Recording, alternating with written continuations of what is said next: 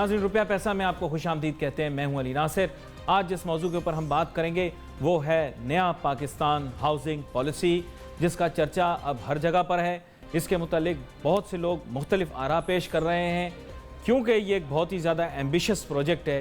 हर शख्स जो है वो इस वक्त एक इकोनॉमिस्ट भी बन चुका है और साथ साथ कैलकुलेशंस भी कर रहा है बड़ी इन डेप्थ। तो सबसे पहली चीज़ ये है कि प्रोजेक्ट मैनेजमेंट को अगर पढ़ा जाए और समझा जाए तो सबसे पहली चीज़ ये है कि ये प्रोविज़न जो होती है पर डे हिसाब से तो कभी निकाली जा नहीं सकती। माजरत के साथ चंद लोग इस पर बहुत ज़्यादा एम्फसाइज़ कर रहे हैं कि ये 2700 घर रोज़ बनाने पड़ेंगे। इसका मतलब आज भी 2700 घर बनाने पड़ेंगे।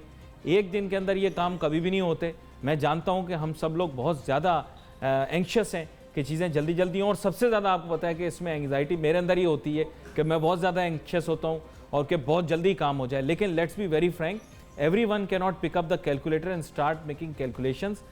Leave the job for some experts as well. और साथ साथ ये जानने की कोशिश करते हैं कि हमारी इकोनॉमी के लिए कितना बेनिफिशियल रहेगा, क्योंकि उसके ऊपर बातचीत इतनी ज़्यादा हो चुकी है। और जिसे हम कहते हैं कि अब ज़रूरत ये है कि अब इसके इम्प्लीमेंटेशन प्लान के अंदर ये देखा जाए कि जो मुख्तलिफ इंडस्ट्रीज़ हैं वो कैसे बेनिफिट करेंगी, तामीरात का शोबा कैसे फलेगा फूलेगा, क्योंकि ये एक फिर भी मैं कहता हूँ कि लॉन्ग टर्म प्रोजेक्ट है, क्योंकि 5 से 10 साल और मेरे ख्याल से ओवर एम्बिशियस भी है। मेरे ख्याल थोड़ा सा इसको अगर डाउनवर्ड रिवाइज़ कर लें तो बेहतर रहेगा, लेकिन ये राय किसी पर मुसलत नहीं की जा सकती। यहाँ मेरे साथ बहुत ही अहम मेहमान शामिल गुफ्तगू होंगे। जनाब मोहम्मद हसन बख्शी साहब, चेयरमैन हैं आबाद के। सर, आपको वेलकम करता हूँ शो में। जी शुक्रिया। मोहम्मद हसन बख्शी साहब, अब जहन में उभरते सवालात में सबसे पहला सवाल ये है कि बुनियादी तौर पर जब 5 मिलियन घर बनेंगे तो आप लोग भी यही सोच रहे होंगे कि भाई हमारी इंडस्ट्री को इससे क्या हासिल होगा, क्या फ़ायदा होगा।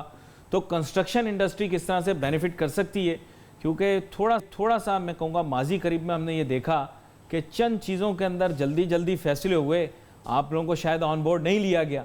अब मुस्तकबिल के अंदर क्या इस प्रोजेक्ट को सक्सेसफुल बनाने के लिए आपको ऑन बोर्ड लेना ज़रूरी है और किस हद तक ऑन बोर्ड लेना पड़ेगा? बिस्मिल्लाहिर्रहमानिर्रहीम, शुक्रिया। सबसे पहले मैं इस बात की बात करूँगा कि कम से कम आज मुल्क का इकनॉमिक सिमत का तयन हो गया, और कई साल आबाद ये बात कहता था मुख्तलिफ़ अदवार में, मुख्तलिफ़ गवर्नमेंट में, कि यही वो सेक्टर है जो पाकिस्तान की इकनॉमिक हालात बेहतर कर सकता है, पाकिस्तान में एम्प्लॉयमेंट दे सकता है, और पाकिस्तान में इंडस्ट्रियलाइजेशन कर सकता है, पाकिस्तान में लॉ एंड ऑर्डर बेहतर कर सकता है। लॉ एंड ऑर्डर बेहतर इसलिए मैं कहता हूँ, जब लोगों को रोज़गार मिलेगा तो वो जो मजबूरी से क्रिमिनल एक्टिविटी में जा रहे हैं वो उससे बाज रहेंगे। पाकिस्तान में डेटा फराहम कर सकता है, लोगों के एड्रेसेस होंगे, वहाँ पर लॉ इन्फोर्समेंट एजेंसीज़ की रीच होगी। और छठा, पाकिस्तान एक आम आदमी को मुनासिब प्राइस पे घर दे सकता है। ये सिमत का तयन हो गया।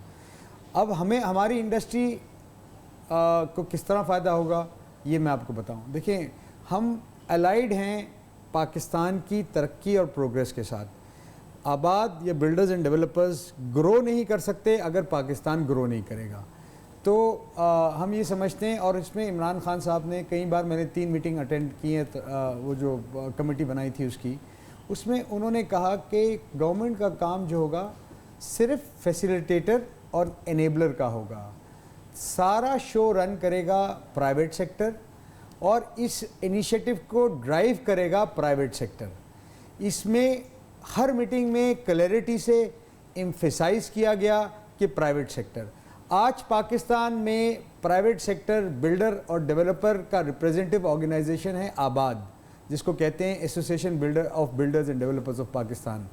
हमारे मेंबर कराची से लेकर खबर तक हैं, और तकरीबन पूरे पाकिस्तान में जो लीगल कंस्ट्रक्शन का काम और डेवलपमेंट का काम कर रहे हैं वो हमारे मेंबर हैं। तो इसमें सबसे बड़ा कलीदी किरदार आबाद एज एन ऑर्गेनाइजेशन और उसके बिल्डर्स एंड डेवलपर्स का होगा। हम ये समझते हैं ट्रांसपेरेंसी इसमें भरपूर होनी चाहिए, और हर जगह पर हमने, और खान साहब भी इस बात में क्लियर हैं कि कहीं ट्रांसपेरेंसी कॉम्प्रोमाइज़ नहीं होगी। कहीं ऐसे तो नहीं कि आपका क्लेम भी थोड़ा एम्बिशियस ही हो, बिल्कुल जैसे इनका क्लेम बहुत ज़्यादा एम्बिशियस है। हमारे यहाँ प्रोजेक्ट शुरू तो होता है ये सोचकर बहुत सारे कस्में वादों के साथ, लेकिन बाद में ऐसा मुमकिन होता है, खदशात बहुत तरह के होते हैं। मैं ये नहीं कह रहा कि आप मस्बत सोच ना रखें। देखिए, मैं इसको यूँ कहूँ, एम्बिशियस होने में कोई बुराई नहीं है, आपने हमने सबने होना चाहिए, ओवर एम्बिशियस आदमी को सोच समझ के होना चाहिए। देखें, इसमें जैसे आप मैंने कहा कि आबाद के मेंबर काम करेंगे, इसमें जो इन्होंने अपने मैनिफेस्टो में वादा किया था पीटीआई गवर्नमेंट ने कि फ़िक्स टैक्स रिजीम को दोबारा इस इंडस्ट्री के लिए बहाल किया जाएगा। हम समझते हैं एज एन फर्स्ट वो ऑपरेशन इसमें किया जाएगा, ये नया पाकिस्तान हाउसिंग स्कीम में। एक और इन्होंने हमसे वादा किया था कि fast track approval under one window, ये भी नया घर हाउसिंग स्कीम में होने जा रहा है और इंशाल्लाह मैं समझता हूँ ये मॉडल कामयाब होगा तो पूरे पाकिस्तान में होगा। अच्छा, यहाँ पर मुझे थोड़ी सी क्लैरिटी चाहिए जी। अब एम ये है कि हमें सही है, एक हमारे सामने एक एम्बिशियस प्लान रख दिया गया, अब इसके लिए कैपेसिटी बिल्डिंग की ज़रूरत है, मुझे इनपुट्स चाहिए। आपके साथ प्रोग्रामों में बहुत दफ़ा पहले भी बात हो चुकी है। इन इनपुट्स के अंदर मेजर जो है वो इनपुट सीमेंट है, सेकंड जो इनपुट है वो ट्विस्टेड स्टील बार्स हैं, आप उसे सरिया हमारे यहाँ जो आमतौर पे कहा जाता है। अब इन दोनों के लिए क्या प्रोविज़न के लिए क्या पॉलिसी मुरतब करनी पड़ेगी?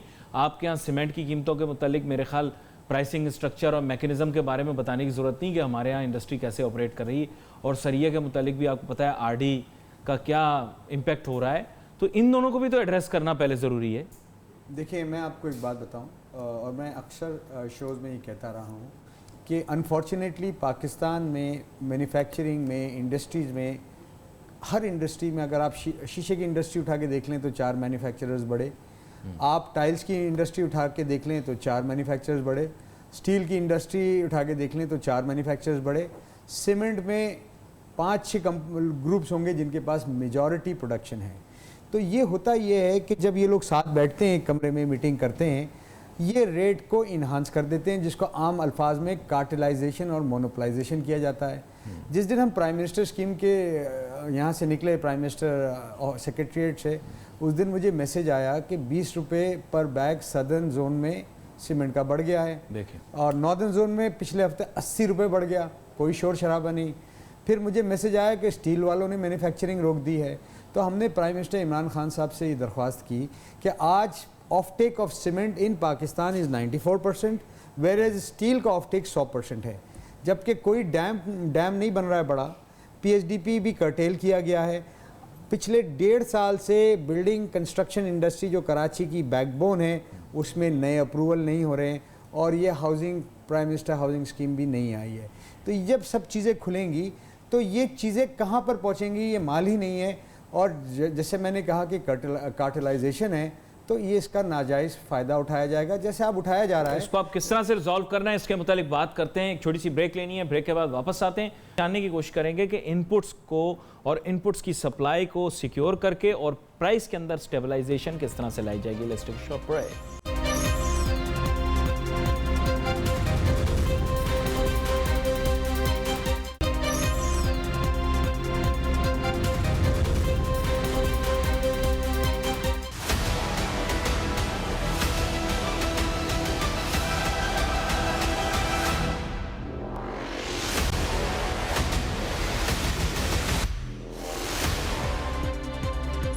नाज़रीन, वेलकम बैक आफ्टर ब्रेक। गुफ्तगू हमारी जारी है। ब्रेक पे जाने से पहले हम बात कर रहे थे नया पाकिस्तान हाउसिंग पॉलिसी के मुतालिक, और उसकी अनाउंसमेंट के बाद बहुत ज़्यादा एक्साइटमेंट हमें दिखाई दे रही है पूरे पाकिस्तान के अंदर। आपको पता, बीच में जब ये तमाम सिलसिला शुरू हुआ तो उसके बाद इतनी ज़्यादा अग्रेसिवली लोगों ने फॉर्म डाउनलोड किए कि वो सिस्टम ही क्रैश हो गया हमारा। खैर, एनीवे, आई थिंक कि वो it's back online, so it will keep working now. लेकिन लोगों में इतना ज़्यादा एक्साइटमेंट पाया जा रहा है, इतना ज़्यादा इसकी जानिब जो है वो एक रुझान पाया जा रहा है कि अब मुकम्मल तवज्जो इसकी जानिब चली गई कि इकॉनमी को दोबारा से कैटलिस्ट के तौर पर सर्व करेगा और इंडस्ट्रीज़ को रिवाइव कर देगा। लेकिन प्रॉब्लम ये है कि यहाँ पर अगर आपने कंस्ट्रक्शन करनी तो इनपुट्स को हमने देखना है, रॉ मटीरियल्स को देखना है, प्रोविजंस को देखना है। जनाब मोहम्मद हसन बख्शी साहब, ब्रेक पे जाने से पहले ये बात हो रही थी, आपने कहा इंडस्ट्री स्ट्रक्चर्स इस तरह के बने हुए हैं कि प्राइसिंग मैकेनिज्म कंट्रोल में नहीं है। तो फिर इसके माने ये हैं कि थोड़ा बहुत तो यहाँ पर रिलीफ, डी रेगुलेशन लानी पड़ेगी, आरडी में रिलैक्सेशन भी देनी पड़ेगी। सीमेंट इंडस्ट्री को भी जो है वो इस तरह से, अब मैं ये तो नहीं कहता कि उसको कुछ छेड़ा जाए या उसको परेशान किया जाए, लेकिन मेन इशू ये प्राइस स्टेबिलिटी के लिए शायद इतनी बड़ी कंस्ट्रक्शन अंडरटेक करने के लिए हमारे पास सीमेंट नहीं है। अगर ये 5 मिलियन होम्स करना चाह रहे हैं विद ऑल ड्यू रिस्पेक्ट, फिर हमारे पास सीमेंट प्रोविजन शायद कम पड़े, ऐसा मेरा ख्याल है। शॉर्टफॉल और सरिया के लिए भी यही है। तो अगर शॉर्टफॉल होगा तो बाहर से मंगवाने की इजाज़त देनी पड़ेगी और रिलैक्सेशन भी देनी पड़ेगी। देखिए, हमने सबसे पहले आदमी इंसान अपने आप को रेगुलेट करता है। हमने प्राइम मिनिस्टर हाउसिंग में ये कहा, या नया पाकिस्तान हाउसिंग अथॉरिटी को, कि आप ज़मीन देगा स्टेट, बिल्डर उस पर बनाएगा, सेलिंग का प्राइस भी आप तयन हम आपसे तय करेंगे पहले, उससे महंगा नहीं बेचेंगे, ताकि ये नहीं हो कि हर बिल्डर, एक गवर्नमेंट सब्सिडाइज कर रही है ज़मीन और उस पर पैसे कमा रहा है बहुत ज़्यादा। नफ़ा कमाने में किसी को हर्जा नहीं है, फ्लीसिंग की हम ना इजाज़त देंगे ना हम करेंगे, और यही हमारा एलाइड इंडस्ट्री के लिए जाता है। हमने कहा कि भाई अगर आप 5 लाख की फ़र्ज़ करें ज़मीन कर रहे हैं और उस पर 1000 फुट करें, तो हमने इसको 15 लाख में 16 लाख में बेचना, एक मिसाल दे रहा हूँ। तो इसी तरह एंड प्रोडक्ट का प्राइस हम तयन करेंगे पहले। इसी तरह हम इंश्योर करेंगे गवर्नमेंट के थ्रू कि ये जो मैन्युफैक्चरर्स हैं या ये इंटरनेशनल प्राइस पे हमें दे दें। अगर ये कहते हैं कि नहीं जी हमारी बिजली महंगी है, यही कहेंगे ना बिजली महंगी है, क्योंकि लेबर तो भाई थोड़ा सा ये क्लियर कर दें, अंदाजन इंटरनेशनल प्राइस है कितनी, अंदाजन बताएं। देखिए, आज दुनिया में स्टील की प्राइस $530 पर मेट्रिक टन है, स्टील बार्स की, विच इज़ अप्रॉक्सीमेटली 55 से 60 हज़ार रुपये। पाकिस्तान में फी टन सरिया पाकिस्तान में मिल रहा है 1,05,000 रुपये। अब जब इनसे बात करते हैं तो ये कहते हैं कि भाई इनपुट कॉस्ट हमारी महंगी है। मैंने पूछा क्या महंगी है? लेबर यूरोप में महंगी है,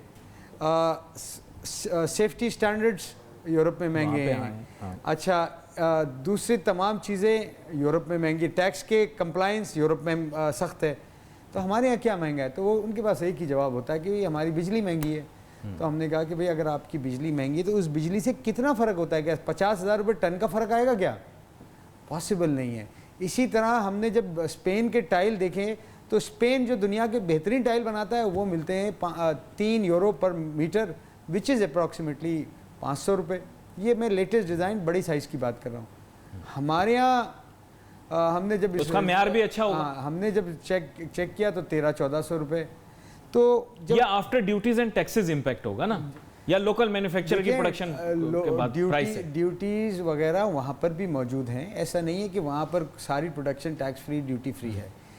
अच्छा, तीसरी बात हमने उनको कही कि अब हमने फिर खुद रिवर्स कैलकुलेशन की कि हम अपनी फैक्ट्री लगाते हैं टाइल की तो कॉस्ट क्या आती है। तो जब हमने सारी कॉस्ट कैलकुलेट की तो 350-400 रुपये आ रही थी। हमने सोचा कि सीमेंट की भी ज़रा कैलकुलेशन करेंगे। हमने एक कंसल्टेंट पकड़ा आबाद ने, तो बोला कि 65 अरब रुपए की आज सीमेंट की फैक्ट्री लगती है, अप्रॉक्सीमेटली 10,000 मेट्रिक पर टन पर डे, और उसका पे बैक पीरियड है 2 से 3 साल। तो मुझे ये बताइए कि कौन सा कारोबार है कि जिसमें आपका टोटल पे बैक पीरियड 2 से 3 साल है, कि इतने हाई नफ़े हैं। अच्छा, हम भी एज ए बिल्डर ये पास ऑन करते हैं लोगों को, हम जेब से नहीं देते हैं, बट क्या है उससे होता ये है कि एंड प्रोडक्ट महंगा महंगा महंगा, और उसका इम्पैक्ट जो है वो जाएगा कंज्यूमर के ऊपर, जो मेरी रीडिंग है आम पब्लिक पे जाता है, आम पब्लिक पर उसका ट्रांसफर होगा, क्योंकि आप तो एंड प्रोडक्ट प्रोड्यूस करेंगे और वो फिर उनको देंगे। और इसकी वजह से मेरे ख्याल से आम आदमी भी जो है, जो खुद भी अपना घर बना रहा होता है, उसकी ज़िंदगी भी इम्पेक्ट हो रही होती है। तो इसको बड़ा बारीकी से देखना पड़ेगा। अच्छा, यहाँ पर एक और चीज़ है जो मैं चाहूँगा आप उसको वाज़ेह करें। बात यह है कि फिर इसके माने ये हैं कि कैपेसिटी बिल्डिंग करनी पड़ेगी, ठीक है, इंपोर्ट शुरू में आनी पड़ेगी, लेकिन 5 साल तक तो अब हम इंपोर्ट पे तो प्रोजेक्ट नहीं लगाएंगे। पहले ही हमारी इंपोर्ट का इतना बुरा हाल हुआ है, तो कैपेसिटी बिल्डिंग के लिए भी इन्वेस्टमेंट चाहिए होगी। सर, आपने अभी एक मिसाल दी कि जनाब 65 अरब रुपए की एक सीमेंट की फैक्ट्री लगेगी, करेक्ट? तो मेन एम ये है कि इस तरह की तो फिर बहुत सारी लगानी पड़ेगी, या फिर एक्सपेंशन में जाना पड़ेगा। देखिए, मैं आपको एक बात बताऊँ, बात ये है कि बिल्कुल एक्सपेंशन होगी तभी तो हम कहते हैं इंडस्ट्रियलाइजेशन होगा इससे। बट ये भी समझ लें, जब इंपोर्ट आप अलाउ करेंगे ना, पिछली मिसाल देता हूँ, 2 साल पहले सरिया इंपोर्ट अलाउ किया, 85,000 रुपये कराची में बिक रहा था सरिया, नाम नहीं लूँगा, एक बहुत बड़ा मैन्युफैक्चर बेच रहा था। जब पहला जहाज़ इंपोर्टेड कराची के डॉक पे आया तो यकीन माने वो 85,000 का रेट कम होकर 60,000 हो गया। अभी माल उतरा नहीं है, उनको अंदाज़ा है ये क्या कर रहे हैं, ये सबको पता है। एक बहुत बड़ा फ़ायदा जो मैं इस गेम चेंजर की वजह से गिनता हूँ वो ये है, देखिए कराची में इस वक्त कंस्ट्रक्शन पे बैन लगाया हुआ है। बैन क्या लगाया हुआ है? ग्राउंड +6 पे रिस्ट्रिक्ट किया हुआ है सुप्रीम कोर्ट ऑफ पाकिस्तान ने। अब ये इतना बड़ा इनिशिएटिव है हुकूमत पाकिस्तान का और एक इकोनॉमिक सिमत तयन हो गई है। तो इसका मकसद ये है कि जो भी जिस वजह से ये रिस्ट्रिक्शन लगाई गई थी कि प्रॉपर पानी के यूटिलिटी के मामलात नहीं हैं, अब मैं समझता हूँ नॉट ओनली प्रोविंशियल गवर्नमेंट बल्कि फेडरल गवर्नमेंट इस पे भरपूर वो देगी और हुकूमत पाकिस्तान भी देखें। हुकूमत you have raised a very essential point but it has raised many other questions. अब मैं आपसे ये जानना चाहता हूँ कि बुनियादी तौर पे अगर ये स्कार्सिटी पॉसिटी ऑफ वाटर या रिसोर्सेज एक बैरियर है तो फिर आप 5 मिलियन होम्स बनाने के लिए जा रहे हैं। विद ऑल ड्यू रिस्पेक्ट, उसके लिए वाटर प्रोविजन रखी जी, मैं उसके लिए बिजली प्रोविजन रखी, उसके लिए सेवरेज प्रोविजन रखी, उसकी सेवरेज जाएगी कहाँ, उसका सॉलिड वेस्ट डिस्पोजल होगा कहाँ? सर फिर बहुत सारे तल्ख सवालात यहाँ पर आ जाएंगे और मुश्किल भी होंगे। मैं आपको जवाब आपने तो नहीं देने, लेकिन फिर भी हिस्सा तो बनेंगे आप उसका। आप कह रहे हैं कि मैं उसका हिस्सा बनूंगा। इसका जवाब दूंगा। मैंने आपको कहा कि मुल्क की इकोनॉमिक सिमत का तयन हो गया है। नेचुरली इस मुल्क के अंदर ही सुप्रीम कोर्ट ऑफ पाकिस्तान आता है, इस मुल्क के अंदर सारी प्रोविंशियल गवर्नमेंट्स आती हैं, इस मुल्क के अंदर वो तमाम इदारे आते हैं जिनका काम है ये फैसिलिटी प्रोवाइड करना। देखिए पहले सिमत नहीं थी। मैं समझता हूँ इंशाअल्लाह ताला, मुझे उम्मीद है चीफ जस्टिस ऑफ पाकिस्तान अब इस सिमत में काम करेंगे और इंश्योर करेंगे, क्योंकि देखिए ये government prime minister housing scheme आते आते 2 साल लगेगी। प्राइवेट सेक्टर के पास अपने प्रोजेक्ट तैयार हैं, सबमिशन में पड़े हुए हैं, अप्रूवल उनके रुके हुए हैं, छोटी छोटी कोई पानी की एनओसी के लिए रुका है कोई का। तो ये इमीडिएट इकोनॉमिक एक्टिविटी जनरेट करेगी और ये एक दूसरे को मदद करेगी। गवर्नमेंट भी मदद करेगी सुप्रीम कोर्ट को और सुप्रीम कोर्ट मदद करेगी गवर्नमेंट को। इसी तरह तमाम इदारे मदद करेंगे विल ऑफ द गवर्नमेंट को। और मैं समझता हूँ ये एक एज ए नेशनल कॉज लेके तमाम इदारे, जिसमें मैं कहता हूँ पाकिस्तान आर्मी भी शामिल है, पाकिस्तान के तमाम वो इदारे जो एक रोल प्ले कर सकते हैं, क्योंकि ये वाहिद इंडस्ट्री है, ये वाहिद एक्टिविटी है जिसमें पैसे फॉरेन के इन्वॉल्व नहीं है। ख़रीदार पाकिस्तानी है, बनाने वाला पाकिस्तानी है, लैंड पाकिस्तानी है, मशीनरी पाकिस्तानी है, बाहर से लोग बगैर सॉवरेन गारंटी पैसे लगाने को तैयार हैं। किसी को कोई आपको कंफर्मेशन नहीं देना है कि क्या रिटर्न देना है, सब अपना बिजनेस रिस्क कैलकुलेट करेंगे, पैसे लेके आएंगे, पैसे लगाएंगे, अगर नफ़ा होगा तो वो पैसे अपने नफ़े के साथ ले जाएंगे। कारोबार है, नुकसान भी होता है, हम भी करते हैं, आप भी करते हैं, नुकसान होगा तो नुकसान सस्टेन करेंगे। तो हम समझते हैं कि इंशाअल्लाह ताला मुझे उम्मीद है कि नेक्स्ट 15-20 दिन में, महीने में हम सारे एक जेल हो जाएंगे। हम तमाम इदारे होप के जितना एम्बिशियस ये प्रोजेक्ट अभी दिखाई दे रहा है इसको आगे लेकर चले। लेकिन मैंने बड़े बुजुर्गों से भी ये सीखा है, अपने उस्तादों से भी सीखा है कि हमेशा टारगेट्स और ऑब्जेक्टिव्स थोड़े रियलिस्टिक रखें। मेरे ख्याल से अगर डाउनवर्ड रिवीजन कर दी जाए, 5 मिलियन होम्स के बजाय कोई ऐसा रियलिस्टिक टारगेट रख दिया जाए तो मेरे ख्याल गवर्नमेंट को जस्टिफाई करना भी ईजी होगा और प्राइवेट सेक्टर को एग्जीक्यूट करना भी ईजी होगा। लेकिन इस ख्याल को अब आगे लेकर चलेंगे और ये जानने की कोशिश करेंगे प्रैक्टिकली इसको किस तरह से अब इम्प्लीमेंट करना है। Let's take a short break.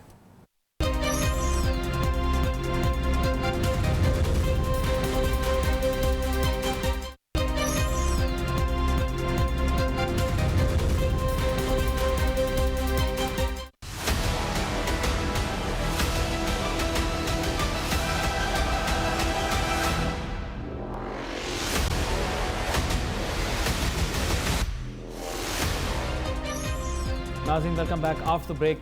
अब बात तो की नया पाकिस्तान हाउसिंग पॉलिसी के मुतालिक, लेकिन बहुत सारी चीज़ें सुनने में बहुत अच्छी लगती हैं, लेकिन जब हकीकत के अंदर उनको इम्प्लीमेंट करने के लिए जाते हैं, एक्ट करने के लिए जाते हैं तो बड़ा मुश्किल हो जाता है। बच्चे को अगर पूरा साल डराते रहेंगे बेटा 100 में से 100 नंबर लेने, 100 में से 100 नंबर लेने, तो वो बेचारा शायद आपकी उम्मीद पर पूरा ना उतर पाए।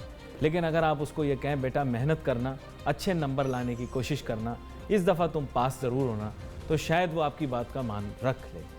जनाब मोहम्मद हसन बख्शी साहब, अब बुनियादी बात यह कि एम्बिशियस मैं बार बार कह रहा हूँ, फिर एक पोशीदा मुस्कुराहट भी है, क्योंकि मैंने इस मुल्क के अंदर बहुत सारी एम्बिशियस चीज़ों के मुतालिक सुना है। मैं इम्प्लीमेंटेशन के बारे में मुख्तसरन आपसे बात करना चाह रहा हूँ। बात यह हर शख्स ये सोच रहा है और इसकी एग्जाम्पल ये दे रहे हैं कि जो मार्शल प्लान दूसरी जंग अजीम के बाद कंस्ट्रक्शन इंडस्ट्री के ज़रिए पूरे यूरोप को रीबिल्ड कर दिया, जबकि यूरोप तबाह हो गया था। तो अब भी शायद और ममालिक उससे मिसाल लेते हैं और बहुत सारों ने कामयाबी भी हासिल की। सिंगापुर में भी पब्लिक हाउसिंग है, बहुत कामयाब है, अब दूसरे ममालिक की मिसालें ले। लेकिन टू बी वेरी फ्रैंक, इसको अगर आपने इम्प्लीमेंट करना है तो पहले ये तो बताएं कि क्या गारे मिट्टी से घर बनाएंगे, प्री फैब्रिकेटेड यानी जल्दी जल्दी अलग-अलग हिस्से घर के तैयार होंगे उनको जोड़ के घर बनाएंगे, लोड बेरिंग स्ट्रक्चर बनाएंगे, जैसे अंदरून पंजाब में जाएं तो लेंटर वगैरह के साथ घर बन जाते हैं, गार्डर वगैरह के साथ छत लगा दें। आप करेंगे किस तरह से, पहले ये तो बताएं, आप प्रोग्राम क्या है आपके जहन में? देखें, जो आपने 4 मिसाल दी, मैं ये समझता हूँ on the offset of it outset के क्वालिटी मकानात होंगे और चारों टेक्नोलॉजी इस्तेमाल होंगी। देखें, हर शहर की, हर गांव की, हर गोट की, हर एक कल्चरल हमारी रिक्वायरमेंट्स अलग हैं। अगर आप किसी रूरल एरिया में 8 मंजिल की बिल्डिंग बना देंगे तो कोई नहीं रहेगा वहाँ पर, क्योंकि वहाँ का कल्चर है कि आपके पास 2 कमरे होने चाहिए, सहन होना चाहिए जिसमें आप अपना जानवर बांध सकें। इसी तरह आप कराची में अगर कहेंगे कि लोड बेरिंग का अब या घारे मिट्टी का मकान बना दें तो वो पॉसिबल नहीं। ये इतना बड़ा मुल्क है, 22 करोड़ लोगों की आबादी है, फैला हुआ है, मुख्तलिफ ज़बानें हैं, मुख्तलिफ कल्चरल वैल्यूज़ हैं और एक गुलदस्ता है। यहाँ हर किस्म की टेक्नोलॉजी इस्तेमाल होगी। टेक्नोलॉजी में ये प्राइस कॉन्शियस होनी चाहिए, क्वालिटी कॉन्शियस होनी चाहिए, टाइम कॉन्शियस होनी चाहिए, आई थिंक, और सस्टेनेबल होनी चाहिए। अगर ये 4 चीज़ें we are able to achieve, चाहे वो फिर अब किसी भी उससे हो, चाहे वो हमारे कन्वेंशनल मेथड से हो या लेटेस्ट टेक्नोलॉजी को मिला के हो, I think we should be open for everything. And we have to also take care of the fact कि पाकिस्तान साइज्मिक जोन में भी है, इसके मुख्तलिफ मुल्क के अंदर भी मुख्तलिफ साइज्मिक जोन्स हैं। किस तरह से हमने मुस्तकबिल में, वैसे प्रोविजन होनी चाहिए, किस तरह से इन घरों को इतना महफूज बनाना है कि हालात, वाक़यात, मामलात और मौसमी असरात जो हैं उनसे भी इसको महफूज रखा जाए। हर जगह की अलहदा ज़रूरत है ना, आपने खुद ही कहा। अली नासिर साहब, इसमें 2 राय नहीं है। आपने जो कहा बिल्कुल सही कहा, और इसमें एनर्जी एफिशिएंसी को भी हमने देखना है। देखिए, हम एक एनर्जी डिफिशिएंट कंट्री हैं। हमने जिस चीज़ को रखना है, बल्कि हमने तो ये भी प्लान बात हुई थी वहाँ पर कि अगर 500 एकड़ पे, 1000 एकड़ पे बन रहा है तो इंश्योर किया जाएगा कि वहाँ पर मकान भी होंगे, वहाँ स्कूल भी होगा, वहाँ पर पुलिस स्टेशन भी होगा, वहाँ हॉस्पिटल भी होगा, और उसके साथ एक इंडस्ट्रियल पार्क भी होगा, ताकि वहाँ से, अगर फ़र्ज़ करें, मैं मिसाल देता हूँ, कराची से 60 किलोमीटर बाहर से अंदर नहीं आना पड़े, वहीं लोगों को रोज़गार हो। ये आपने एसेंशियल क्वेश्चन किया, लेकिन यहाँ पर मैं क्रॉस क्वेश्चन आपसे करता हूँ। अब प्रॉब्लम आ रही लोकेशन की, क्योंकि आप लोग कह रहे हैं कि सब चीज़ें हम कर देंगे, हमको लैंड गवर्नमेंट देगी। मैं आपको बताता हूँ सैचुरेशन का प्रॉब्लम। सैचुरेशन का प्रॉब्लम ये है कि लैंड हमारे पास अर्बन एरियाज़ में अवेलेबल नहीं है, सबब्स में हमारे पास अवेलेबल है, लेकिन उसके माने ये हैं कि हम एक ही शहर की रिसोर्सेज को मज़ीद टैक्स करें। नए शहर बनाने पड़ेंगे सर। अमेरिका में हर चंद किलोमीटर के बाद नया शहर है, मैं तो कहूँगा पड़ोसी मुल्क के अंदर भी नया शहर है। और अगर आप और ममालिक में भी चले जाएं जिन्होंने तरक्की की है, आप देखें बड़े शहर के साथ 4-6 शहर वैसे ही जुड़े होते हैं। चाइना की आप मिसाल दे रहे थे, हर जगह शहर ही शहर हैं। तो फिर आप भी नए शहर बनाएंगे, नए शहर बनाने पड़ेंगे सर, बाकायदा नया इंफ्रास्ट्रक्चर बनाना पड़ेगा। मैं आपको एक बात बताऊं, इंशाअल्लाह ताला, अल्लाह ताला ने चाहा और इस कौम की किस्मत में हुआ तो नए शहर भी आबाद होंगे, पाकिस्तानियों को घर भी मिलेंगे मुनासिब कीमत में। लेकिन आप ब्रेस्ड हैं इस चीज़ के लिए कि नए शहर बनेंगे? जी जी बिल्कुल, जहाँ जहाँ जो चीज़ों की रिक्वायरमेंट है वो सब एड्रेस होगी, और सबसे बड़ी बात ट्रांसपेरेंसी के साथ होगी, इन टाइम होगी। देखें, आज हमारी जो इंडस्ट्री है ना कंस्ट्रक्शन की, प्राइवेट, मिनिस्ट्री ऑफ प्लानिंग की रिपोर्ट है कि हर साल हम 3 लाख यूनिट बनाते हैं। ये मिनिस्ट्री ऑफ प्लानिंग की 2014 की रिपोर्ट है। अगर आप उसमें 4 साल में 5-7% पर ईयर ऐड करें तो 4 लाख यूनिट तो हम बना रहे हैं। अगर आप हमें ही अप्रूवल की प्रोसेस क्विक कर दें, हमें इंफ्रास्ट्रक्चर वहाँ तक ला के दे दें, हमें काम करने की इजाज़त दे दें, तो हमारी जो 4 लाख की प्रोडक्शन है हम 8 लाख में बना सकते हैं, 8 लाख यूनिट। ये तो आप कह रहे हैं सेल्फ हेल्प पे ही हो जाएगा, किसी और की वो अभी तक ना हमें कोई फाइनेंसिंग है, हमारे ना हमारे कोई फैसिलिटेशन है, हमें तो हर आदमी नोचता, सुन लें हर आदमी नोचता है, जो बोलता है बिल्डर जा रहा है तो एक बोटी मैं भी निकाल लूँ। उसके बावजूद ये प्राइवेट सेक्टर, जब कराची में रोज़ 40 लोग मरते थे तो भी काम करता था, आज कराची के हालात अच्छे हुए हैं तो भी काम कर रहा है। हम कहते हैं कि ये 4, आपका 10 लाख का फिगर कोई बड़ा नहीं है, 4 लाख तो हम कर ही रहे हैं ना, रिकॉर्ड पे है, मैं नहीं कह रहा, मिनिस्ट्री ऑफ प्लानिंग कह रही है। आप हमें वो दे दें चीज़ें जो हम कहते हैं, फिक्स इनकम टैक्स दे दें जो हमें वादा किया गया है, इंफ्रास्ट्रक्चर वहाँ तक ला के दे दें जहाँ हम बनाना चाहते हैं, आप हमारा 1 विंडो फास्ट ट्रैक अप्रूवल कर दें, हम तैयार हैं, बायलॉज को सीधा कर दें, हम तैयार हैं, आप क्या कहते हैं टेक्नोलॉजी को हमें लाने दें, हम तैयार हैं। तो 8 लाख तो हम कर देंगे, 4 लाख इस हालत में कर रहे हैं जब कुछ अवेलेबल नहीं। आप हमें बैंकिंग फैसिलिटी प्रोवाइड कर दें, सिर्फ कानून में थोड़े से अमेंडमेंट, हम नहीं कहते कोई फेवर करें, कानून में अमेंडमेंट कर दें, हम तैयार हैं। आपने इन्होंने फोरक्लोजर लॉ सीधा कर दिया है, तो मैं कहता हूँ ये 8-10 लाख का फिगर हम सोचते हैं कैसे होगा, क्या होगा, सारी साइंस चल रही है इस पर। 4 लाख तो इस हालत में कर रहे हैं, वो भी तो गवर्नमेंट का हिस्सा है और मईशतदान बन गया है। वो भी इन 2 दिन में यकीन करें मैं खुद हैरान हूँ। और बंद मुझे बताएं 4 लाख फॉर्मल और इनफॉर्मल सेक्टर मिला के, वो भी तो पाकिस्तान के लोग कर रहे हैं ना, कोई रशिया से थोड़ी लोग आए हैं, कोई जर्मनी से थोड़ी लोग आए हैं। अब जब इंसेंटिव दिया जा रहा है, वो बातें पूरी जो जायज़ हक है इंडस्ट्री का, मैं नहीं कहता कोई फेवर कर रहे हैं खान साहब। खान साहब जो पाकिस्तान का 70 साल का आम आदमी का जायज़ राइट है, कारोबारी आदमी का राइट है, वो उन्होंने विजन दिया और उसको डिलीवर करने का वादा कर रहे हैं। मैं नहीं समझता कोई बड़ी बात है, आप इसको करें।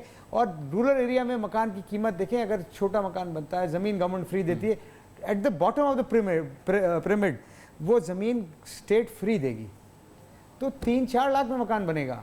देखिए 600 स्क्वायर फुट का मकान 800, 1000, 1200 रुपये की कॉस्ट आएगी, तो बहुत सारी चीज़ें होंगी।